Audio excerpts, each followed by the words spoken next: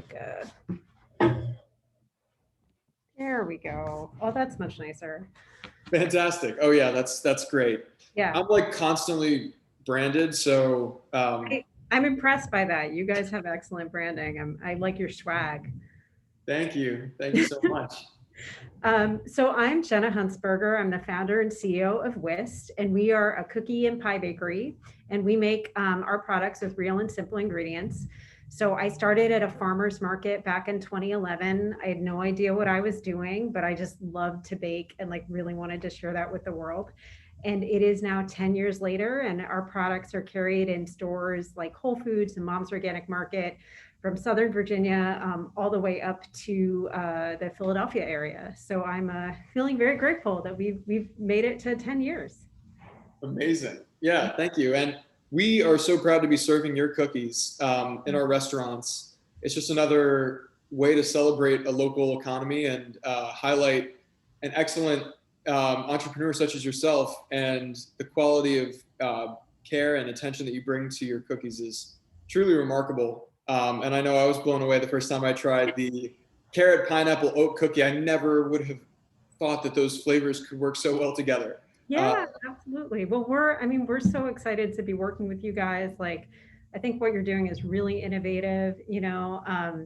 I think we have really similar approaches and like how we handle, we have a plant-based line, and our goal was always to make it like as delicious as possible and like kind of indistinguishable from the conventional cookies in our line. And I feel like you guys are really doing that with like your burgers and your shakes. Like it's just really good food that like anyone can enjoy, and it happens to be plant-based. Amazing. Yeah, thanks. That's that's our goal. We want to really democratize this sort of food for the masses, um, and it just has to be an upgrade. Really, that's as simple as I can state it. It's just if people have to sacrifice their favorite foods to be environmentally friendly and align with their values, the sad truth is that that won't happen. We need No, to make it an upgrade, and it has to be that much better. So we thank you for helping us on the sweets side of the spectrum to bring more people into the plant-based movement. absolutely. So Jenna, you have such an amazing story. You're the founder and CEO of Whisked, and I know you started out at the farmers markets, but would you mind sharing just a little bit of the inspiration of how you got from where you were to where you are today? Oh man. So this story could like start in a lot of different places, but I did a ton of like women's activism in college. Like my first job out of college was actually working for Planned Parenthood affiliates of Washington State. So I was out in Seattle working during the 2004 presidential campaigns. I worked on like a bunch of local campaigns for Planned Parenthood. So I was really passionate about that issue. And I moved to DC to work in the women's movement. I moved out here in 2005 and promptly realized that like I didn't want to work in politics. Like I found it was really cutthroat, I I didn't like how, I felt like a lot of nonprofits, I didn't really know what difference we were making.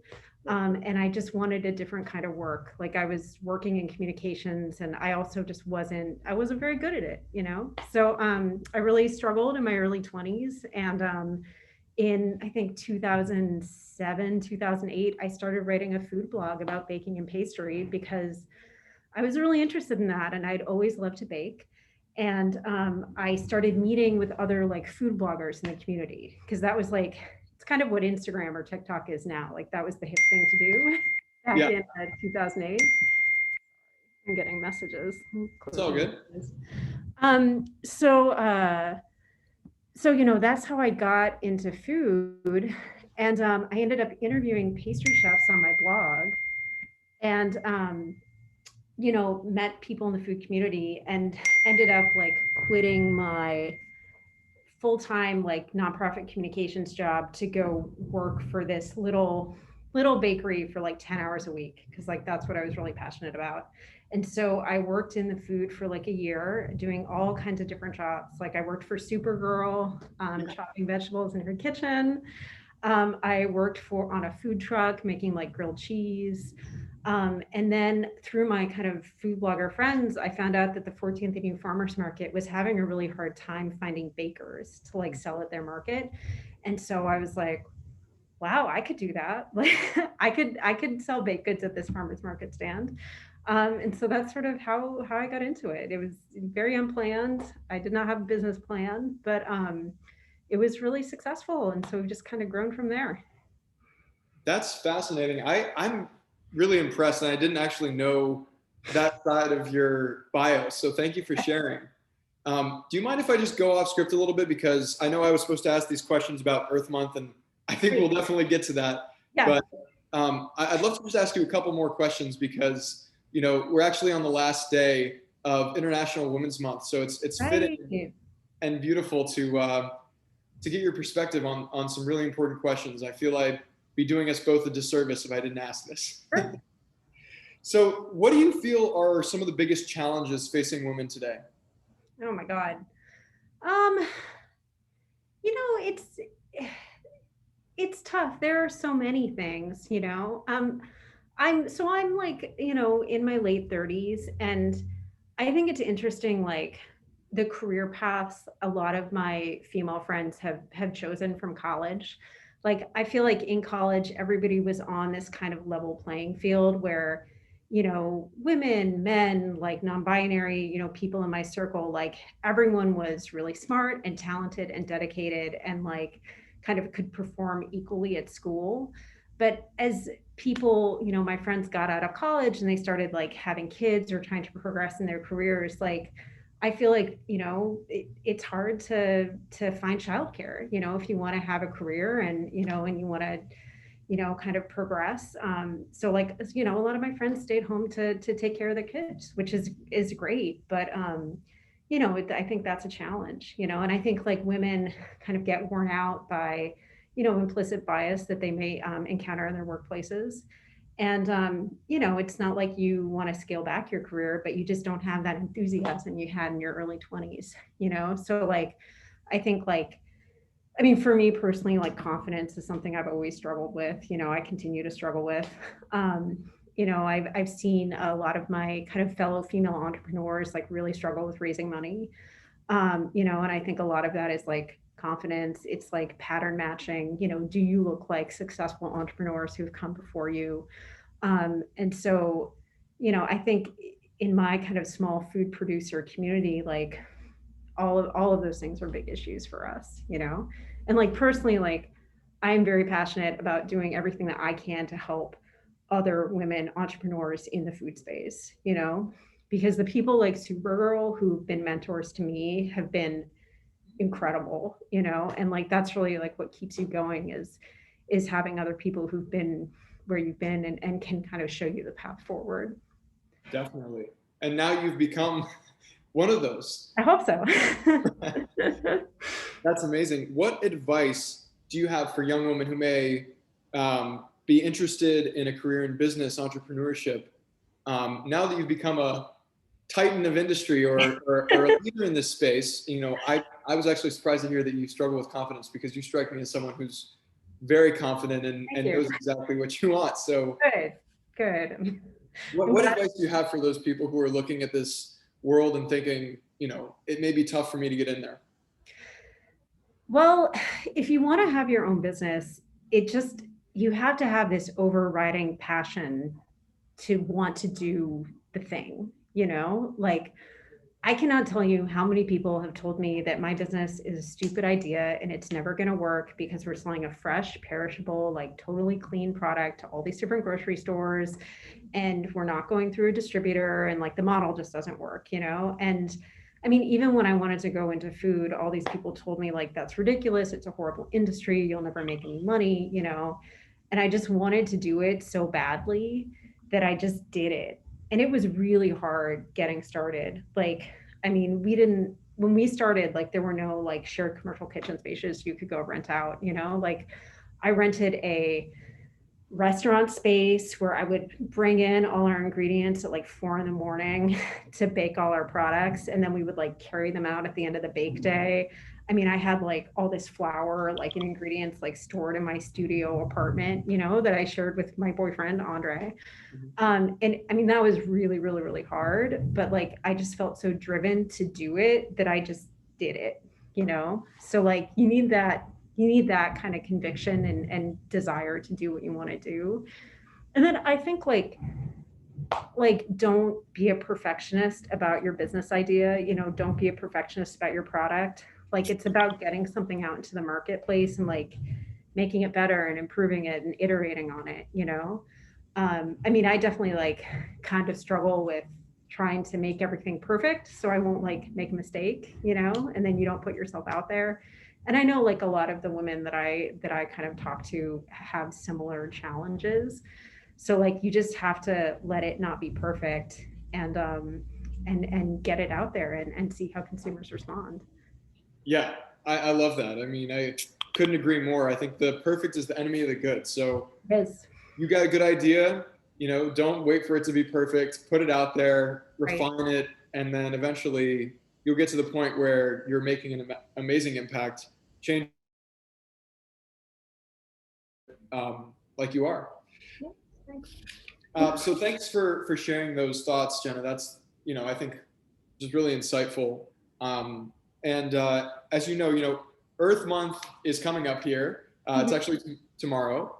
Mhm. Uh, and we've been gathering at Planet Burger, we've been gathering perspectives and talking to people all over the world, getting conservationists, entrepreneurs, activists, just to talk to them and share their perspectives on how we can empower people all over to take action in the movement to save the planet. Mhm.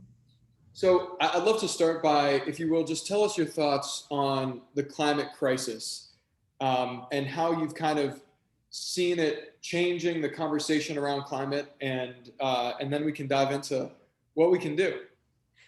Um, I get, I mean, I find it really stressful to be honest, because I feel like it's such a huge problem and like it needs to be addressed in like all these myriad ways, right? Like it needs to, have innovation, like Tesla and Elon Musk, like making new innovative cars. And you guys, would you use Beyond Burger or Impossible Burger? And you're Beyond. okay, you use Beyond Burger, right? Like that's amazing innovation, that like can have a big impact on climate. So like that stuff is really fun. And you can make like choices, individual choices, like we Andre and I only have one car, and that's like lowering our emissions. And before I started my business, like I took public transportation everywhere, like so you can make kind of individual choices. But like the piece that I think people get hung up on, it I get hung up on, is like we also need a policy piece. Yeah. Because like ultimately regulation and policy is going to be like how we come together, as a world and solve this crisis. And I do get discouraged that like while there are lots of climate policies happening on the state and local level, like we really need it on the national level, and that gets me down. Yeah, no, that's super important, and it flows really well into my next question, which is, what are those changes? I mean, a lot of it, as you said, is policy related, and certainly there needs to be some sort of unifying policy changes and top-down um, implementation of uh, regulations and new subsidies, or reforming the way that we allocate money in order to be more environmentally sustainable as a country and as a world. Mhm. But what are those ideas that you have, or what are the ways that we can change on the systemic level? And Mhm. then what are the things that individuals can do to be a part of the movement to save the planet? I mean, God, there's so many things, like it's your own habits. Like, can you compost your food? Can you change the things you buy so that they are more sustainable? Can you buy less, honestly? Like, do you really need like new clothes? Can you get something that's from a consignment store that's used? Like what's the kind of carbon footprint of your purchases? If you're traveling, like family is based back in Oregon, so like I gotta fly back to see them, and I hopefully will when this COVID crisis is over and I can see my parents again. Is there a way you can purchase an offset to combat like the emissions of your travel, like across the country or internationally? Can you walk or bike to a place instead of taking a car? Like, do you need to own a car? I think there's lots of individual kind of choices that you can do that, I think they'll make a difference, but they'll also make you feel empowered, to make this change. And I think that like our mentality around the climate crisis is like really, really important, because you don't want to be hopeless. You want to feel like you can have an impact. Totally. Yeah. Apathy is really another huge obstacle because it can seem like such an insurmountable crisis that we face. The, global ecosystem has been thrown out of whack, and all of these positive feedback loops have been set into place, and one triggers another, and it just seems like so catastrophic that what can we do? And so I love what you said. Let's try and like break it down into digestible, actionable steps that people can take. And I think what you said is perfect.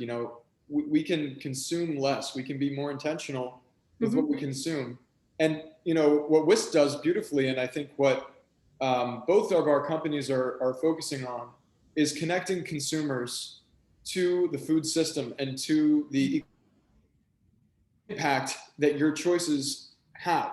And so increased transparency, showing off where you are getting your ingredients from, helping your consumer base to understand that, when you vote with your dollars for the world you want to live in, that's actually the single biggest way that you can affect positive change in a global ecosystem and in the global economy. I think we can't have this conversation without talking about Danielle Vogel from Glenn's Garden Market. Are you gonna like speak to her during your series? Please connect me to her. Oh. I would love to include her in the series. So she worked on climate change in, I believe, the Senate, like she's the lawyer, and she got so frustrated with the lack of action on a climate bill that she was like, I'm going to try to fight climate change in my own way. And she founded Glenn's with like all local products as her way to fight climate change. And so she's like a huge supporter of us. So I just love her. But I love this idea that like, you're getting good products from nearby. So like you're reducing your climate footprint. She's also been like a huge supporter of women-owned food producers, like in the DC area, and like, she's really big on transparency. Like she, wants people to know that when you're walking into her store, these are local products from your local community, and that's where your dollars are going. So it's very inspiring. Definitely.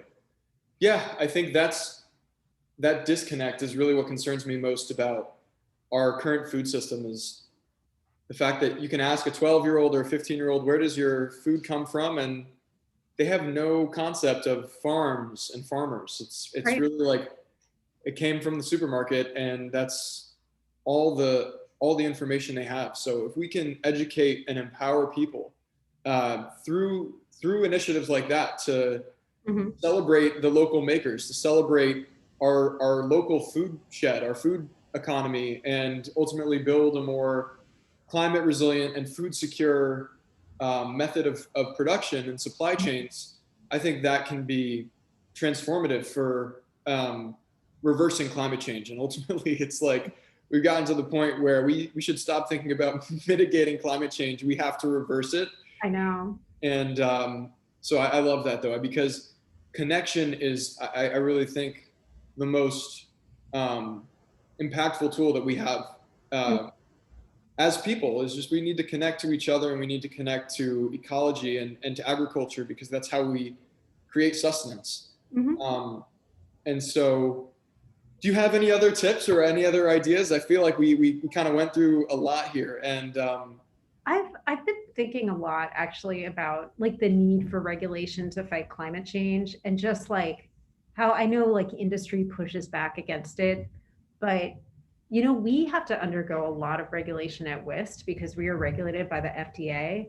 and it was hard, and we had to like hire a consultant to like help us figure out how to like make a food safety plan that was FDA compliant, but we did it, and now we do it, you know. And I think like if companies are confronted with like another set of regulations that are like you have to do X, Y, and Z, you'll do it. Right. You know, like it's not impossible. You find a way, you know. So I don't know. I just finished reading Barack Obama's memoir, so I've been thinking a lot about like policy and like, you know, how government can do good in our lives. And I do think, you know, ultimately that's just a big piece of the solution, that hopefully if we can get more young people like involved in our political system, you know, like we're going to see that change down the line. Yeah, I couldn't agree with you more on that. And I hope that we'll see some policies that support local makers more and provide incentives for young people to get involved in farming as well. Yeah. Because we've really lost so many farmers. We've lost a huge percentage of our population that used to be farmers that have now left that sector. But the other thing I would say is, you know, business in many ways, or the way we've gone about our economy in the past primarily, you know, 70, 80 years has resulted in a whole slew of problems, environmental, economic, and social problems. But I also think that by virtue of business being the issue here, or the reason that we're finding ourselves in these crises, business is also the same tool that can get us out. Mhm. Because business has the power to affect all of these systems. And obviously, certain businesses now affect policy and create a revolving door. Uh, if consumers realize that we actually have the power to shape the economic landscape and support companies that we want to support, and you know, look closely at the environmental, social, economic impacts of the industries that we don't want to support and choose not to support them, Mhm. it'll be like flipping a switch, and collective action can really change our world. And I think I'm hoping that that's what we'll get out of this movement is people that feel, you know, the opposite of apathy, that we need to feel empowered. We need to feel that we have at our fingertips the tools to save the planet and to affect these really important changes, both through policy, but also just through our everyday small choices and actions. Absolutely. Absolutely. You know, if consumers demand it, then companies will give it, you know. But consumers need to demand it. 100%. And Whisked is doing that. I mean, Whisked is there to like help connect people to the food system, to celebrate local, amazing, delicious foods. And we're just so proud to work with you, Jenna. And really nice to hear your perspective on all this. And I thank you so much for joining me for the conversation. Of course, this is lovely. Awesome. Well, thank you so much. And we will talk soon. Cheers. Okay. Yeah, absolutely. Keep me posted on your Earth Day stuff as it develops, you know. Or Definitely. Earth Month. Yeah. Will do. Okay. Okay. Um, 1 second.